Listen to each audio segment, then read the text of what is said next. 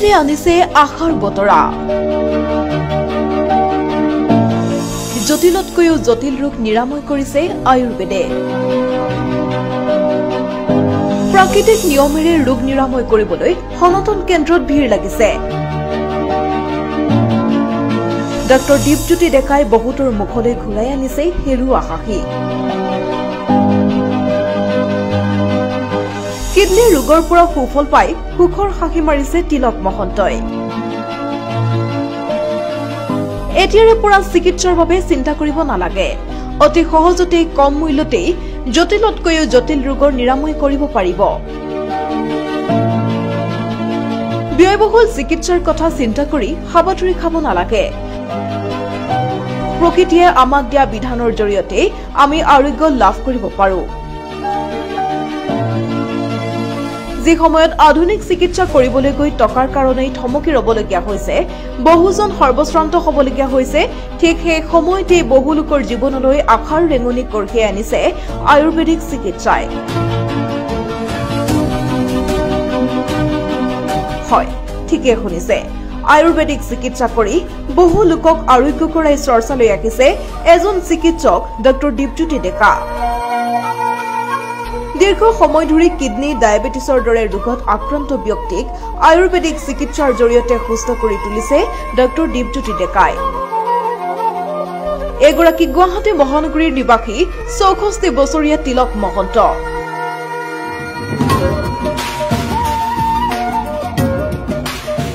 ২০ বছৰৰ পৰা ডায়েবেটিছত আক্ৰান্ত হৈ অহাৰ লগতে শেহতীয়াকৈ হাৰ্ট আৰু কিডনীৰ ৰোগতো আক্ৰান্ত হৈছে তিলক মহন্ত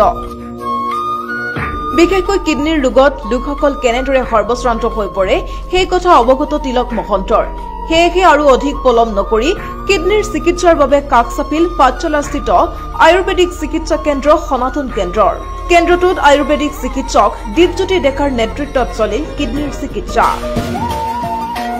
চিকিৎসক দীপজ্যোতি ডেকাৰ তত্ত্বাৱধানত চিকিৎসা গ্ৰহণ কৰি সুফল লাভ কৰিছে তিলক মহন্তই নাম তিলক মহন্ত মোৰ এজ 64 ইয়াৰ্ছ মই ৰিটায়াৰ্ড পাৰ্সন মই আজি 20 বছৰমান ধৰি পেলাই টাইপ 2 ডায়েবেটিছ ৰোগত ভুগি আছো লগতে যোৱা 2017 চনৰ পৰা মোৰ হাৰ্টৰ ব্লক আছিল ব্লকৰ মই কোনো অপাৰেশ্যন কৰা নাছিলো তো এবাৰ কি হ'ল আকৌ হাৰ্টৰ মোৰ বাহিলে বহাৰ লগে লগে মই ভাবিলো যে বুলি এলোপেথিক ট্ৰিটমেন্ট কৰা যাওক ঠিক এলোপেথিক ট্ৰিটমেন্ট কৰিবলৈ যেতিয়া গলো তাৰ টেবলেট খোৱা হ'ল খাই যেতিয়া ডক্টৰৰ ওচৰত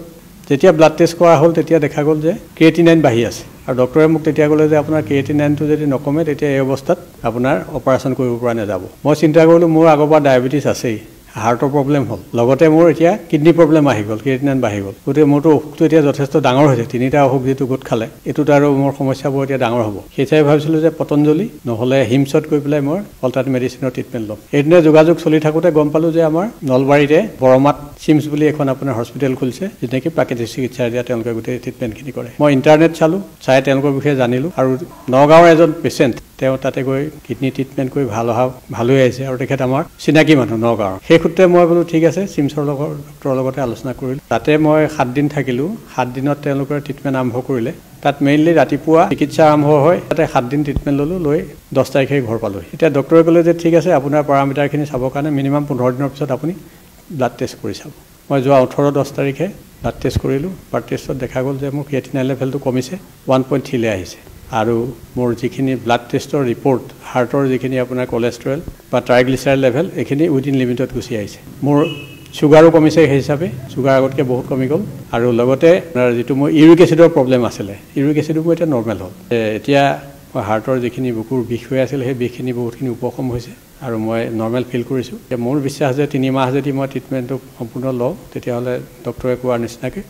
মোৰ অসুখবিলাক নাইকিয়া হ'ব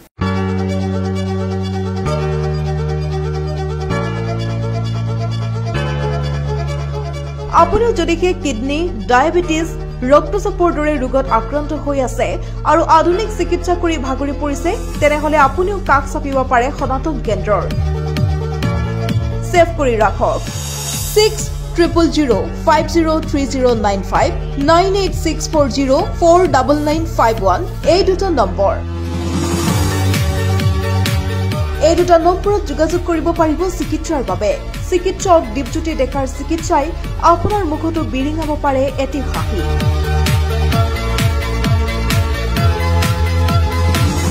ডেস্ক প্ৰতিবিম্ব লাইভ।